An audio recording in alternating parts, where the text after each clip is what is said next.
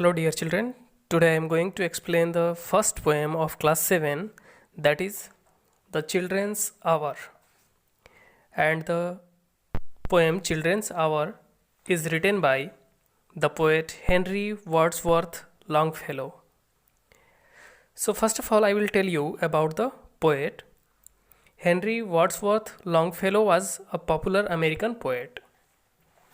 He spent most of his life studying and teaching at Harvard College, as well as writing and publishing poetry, often referred to as the children's poet. His most famous works include Paul Revere Ride, The Song of Hiawatha, and A Slam of Life. So, this is the poem which presents a feeling of a father who, after coming from days long hardship and after getting exhausted, makes his little children a time, and the special moment is described as the children's hour. So this special moment provides him the great pleasure, and we can say energize him till the next day. So let us start the poem. Between the dark and the daylight, when the night is beginning to lower, comes a pause in the day's occupations that is known as the children's hour. Here, from the first stanza, the poet is describing the precious golden moment which comes between the day and the night. We can say this special moment as dusk. Also, when the night is beginning to lower, means the night is about to start, comes a pause in the days. It means there the busy schedule comes to a pause. Occupation that is known as the children hour. I hear in the chamber above me the patter of little feet, the sound of a door that is opened, and voices soft and sweet. Here in the second stanza, the father is sitting in a hall. He can easily listen the patter of the feet of the children in the above chamber, and the sound of the door which was opened coming to him, and voices are very soft and sweet. The third stanza is, from my study I see in the lamplight, descending the broad hall stair, grave Alice and laughing Allegra and Edith with golden hair. In the third stanza, the father says that he can see that the three girls, Alice, Allegra, and Edith, are coming down from the above chamber through the hall stair, and the father is sitting in the hall and he is reading something in the lamplight. Alice was serious, Allegra was laughing, and Edith had a golden hair. A whisper and then a silence, yet I know by their merry eyes. They are plotting and planning together to make me by surprise. There is a whisper, and after that there is a silence.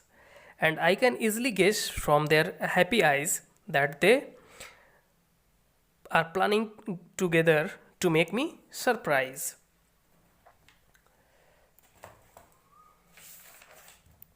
A sudden rush from the stairway, a sudden raid from the hall. By three doors left unguarded, they enter my castle wall. Okay, so here we can see that the poet says that all the three girls give him a surprise attack. Raid, Here red means surprise attack. They all enter his hall by the 3 doors that are left unguarded, where the poet is sitting. They climb up into my turret, over the arms and back of my chair. If I try to escape, they surrounded me. They seem to be everywhere.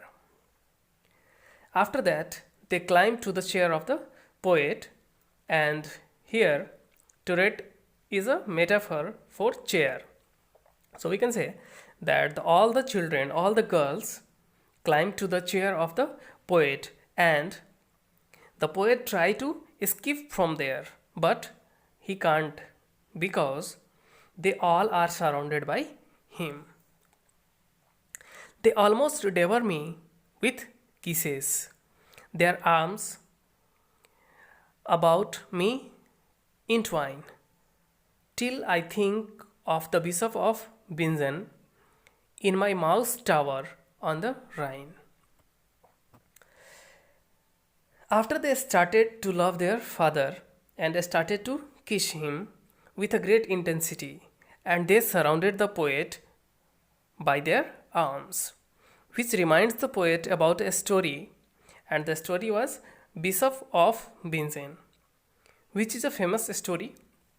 It is a story of a cruel ruler who was finally punished by the mice. He hid himself in a tower to save his life, but finally eaten by the mouse. That tower is also known as Mouse Tower. Do you think, O blue-eyed bandit, because you have scaled the wall, such an old moustache as I am is not a match for you all? Here in this stanza, the poet is introducing the beautiful girl as a blue-eyed bandit. Bandit means robbers. And he is asking her why you have scaled my wall. Scale means climb up. Because you are so small and I am so old. There is no match between you and me. I have you fast in my fortress and will not let you depart, but put you down into the dungeon in the round tower of my heart. Here the poet says that if you have come now, then I will catch you, lock you in a room, and I will not let you go. Then he says that there is a tower in my heart, and there I will lock you. And there will I keep you forever, yes, forever and a day, till the walls shall crumble to ruin and moulder in dust away. Here, in the last stanza, the poet says that I will keep you in the tower of my heart till the walls of the tower crumble and slowly converted into dust. Means till the end of the life, I will keep you in my heart.